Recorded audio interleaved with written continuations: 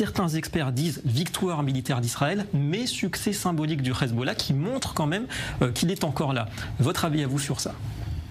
Ça, on a entendu beaucoup de choses, c'est vrai, depuis le 8 octobre, depuis le déclenchement des hostilités. En tout cas, une chose est sûre, c'est que, alors je vais les appeler de faux experts, parce qu'on nous avait promis, en réalité, l'apocalypse. On avait promis que si Israël intervenait et rentrait en guerre avec le Hezbollah, on devait avoir un pays qui devait être arrêté à 100%, que Tel Aviv devait être en feu, Jérusalem aussi, et comment un déluge de roquettes, ouais. Voilà, rien ne s'est passé, au contraire. Voilà, le Hezbollah est complètement affaibli et presque vaincu. Et on regrette même qu'il ne soit pas totalement, c'est ce que personnellement moi j'aurais souhaité.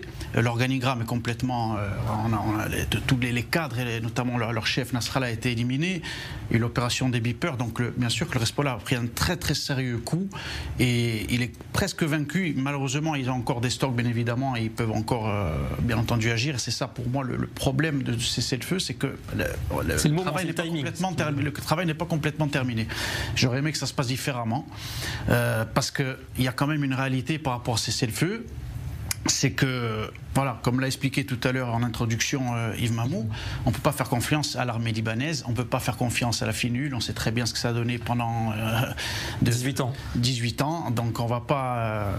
J'imagine que nos gouvernants ne sont pas bêtes. Donc il y a un problème de confiance à la base, vous dites. Donc voilà, le problème c'est qu'il nous manque quelques éléments. J'imagine que cet accord aussi a malheureusement peut-être été accepté par Israël, par une certaine pression, notamment des Américains, ça c'est évident. Il y a beaucoup de paramètres en dehors du cas libanais. Après voilà, c'est quand même 60 jours. C'est peut-être pas définitif. Il faut savoir qu'après il y a un changement d'administration. C'est que Trump va arriver aux responsabilités. Donc il faut voir. Mais il est évident que pour moi, on a affaire à un groupe terroriste, bien entendu, des gens qui sont des jusque-boutistes, des fanatiques religieux. Donc s'ils ont la possibilité, par l'aide de l'Iran, comme jusqu'à présent, après de se organiser, je pense qu'ils le feront. Et il faut avoir aucune confiance en l'armée libanaise, quoi que ce soit, parce qu'il n'y a pas de différence. Il faut le rappeler à nos téléspectateurs. Et la France, je termine juste sur ça, c'est important, a menti encore une fois par le biais de son président. Il n'y a pas eu de guerre entre Israël et le Liban. Il y a eu une guerre entre Israël et le Hezbollah.